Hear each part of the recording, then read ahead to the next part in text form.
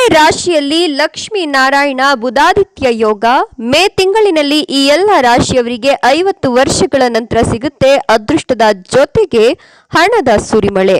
ಹೌದು, ವೈದಿಕ ಜ್ಯೋತಿಷಿ ಶಾಸ್ತ್ರದ ಪ್ರಕಾರ ಬುಧವು ಈಗಾಗಲೇ ತನ್ನ ಹಿಮ್ಮುಖ ಸ್ಥಾನದಲ್ಲಿ ಮೀನ ರಾಶಿಯನ್ನು ಪ್ರವೇಶಿಸಿದೆ ಮತ್ತು ಬುಧವು ಮೀನ ರಾಶಿಯನ್ನು ಪ್ರವೇಶಿಸಿದ ತಕ್ಷಣ ಸೂರ್ಯ ಮತ್ತು ಶುಕ್ರ ಸಂಯೋಗವಾಗಿದೆ.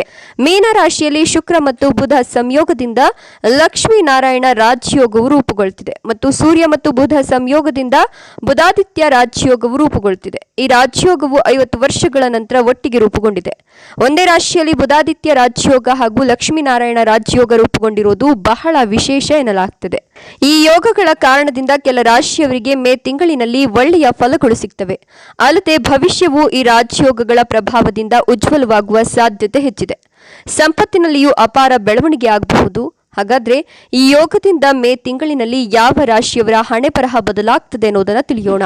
ಅದಕ್ಕೂ ಮುನ್ನ ಲಕ್ಷ್ಮೀ ನರಸಿಂಹಸ್ವಾಮಿಗೆ ಭಕ್ತಿಯಿಂದ ಲೈಕ್ ಕೊಟ್ಟು ತಾಯಿಯ ಆಶೀರ್ವಾದ ಪಡೆದುಕೊಳ್ಳಲು ಓಂ ಲಕ್ಷ್ಮೀ ನರಸಿಂಹಸ್ವಾಮಿಯ ನಮಃ ಅಂತ ಕಮೆಂಟ್ ಮಾಡಿ.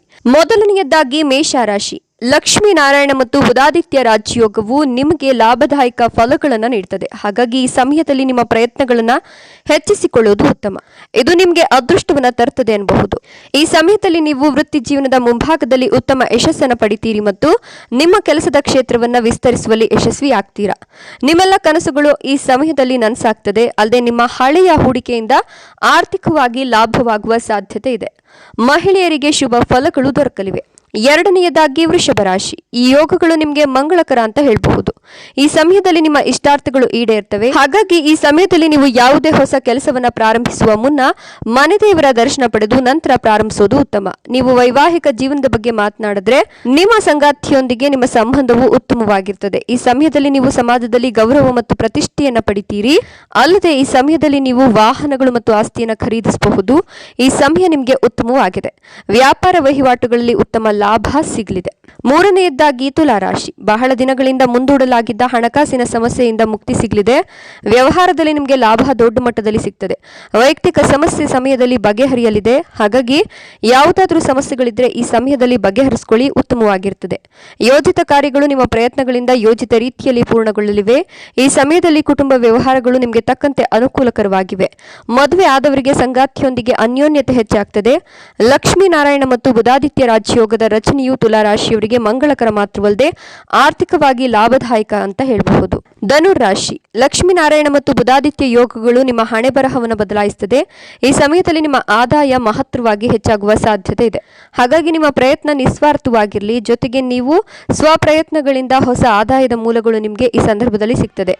ನೀವು ಹೂಡಿಕೆಯಿಂದ ಉತ್ತಮ ಲಾಭವನ್ನು ಪಡಿತೀರಿ ಮತ್ತು ಕೆಲವರಿಗೆ ವಿದೇಶದಿಂದ ಯಶಸ್ಸನ್ನು ಪಡೆಯುವ ಸಾಧ್ಯತೆ ಇದೆ. ಮಹಿಳೆಯರು ಜಾಗ್ರತೆ ವಹಿಸಬೇಕು. ಕುಂಭ ರಾಶಿ. ಲಕ್ಷ್ಮೀನಾರಾಯಣ ಮತ್ತು ಬುಧಾದಿತ್ಯ ಯೋಗದ ಕಾರಣದಿಂದ ನಿಮ್ಮ ಕಷ್ಟಗಳು ಪರಿಹಾರವಾಗ್ತದೆ. ಈ ಸಮಯದಲ್ಲಿ ಕೆಲವು ಒಳ್ಳೆಯ ಸುದ್ದಿಗಳನ್ನು ಪಡಿತೀರಾ. ರಫ್ತು ಮತ್ತು ಆಮದು ಸಂಬಂಧಿತ ವ್ಯಾಪಾರ ಮಾಡುವ ಜನರು ಉತ್ತಮ ಲಾಭವನ್ನು ಪಡಿತಾರೆ. ಮಹಿಳೆಯರು ಮತ್ತು ಮಕ್ಕಳು ಹಾಗೂ ವೃದ್ಧರಿಗೆ ಒಳ್ಳೆಯ ಅವಕಾಶಗಳು ದೊರೆತವೆ. ಈ ಸಮಯದಲ್ಲಿ ನೀವು ಮಾಡಿದ ಪ್ರಯತ್ನಗಳು ಉತ್ತಮ ರೀತಿಯಲ್ಲಿ ಫಲಗಳನ್ನು ನೀಡುತ್ತವೆ. ಆರನೆಯದಾಗಿ ಮೀನರಾಶಿ. ಲಕ್ಷ್ಮೀನಾರಾಯಣ ಮತ್ತು ಬುಧಾದಿತ್ಯ ಯೋಗದಿಂದ ನಿಮ್ಮ ಆರ್ಥಿಕ ಪರಿಸ್ಥಿತಿ ಸ್ಥಿರವಾಗಿರ್ತದೆ. ಕೆಲಸದ ಜೀವನವು ಉತ್ತೇಜನಕಾರಿಯಾಗಿರುತ್ತದೆ. ಹಾಗಾಗಿ ಸ್ವಲ್ಪ ಪ್ರಯತ್ನ ಇದ್ರೆ ಉತ್ತಮ.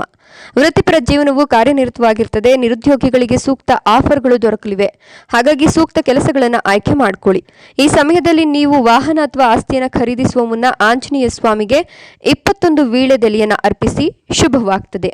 ನೀವು ನಿಮ್ಮ ಸ್ವಂತ ಹೊಸ ವ್ಯವಹಾರಗಳನ್ನು ಸಹ ಪ್ರಾರಂಭಿಸಬಹುದು. ಈ ಸಮಯ ಉತ್ತಮವಾಗಿರೋದ್ರಿಂದ ಇದರಲ್ಲಿ ನೀವು ಉತ್ತಮ ಯಶಸ್ಸನ್ನು ಪಡಿತೀರಿ. ಧನ್ಯವಾದಗಳು.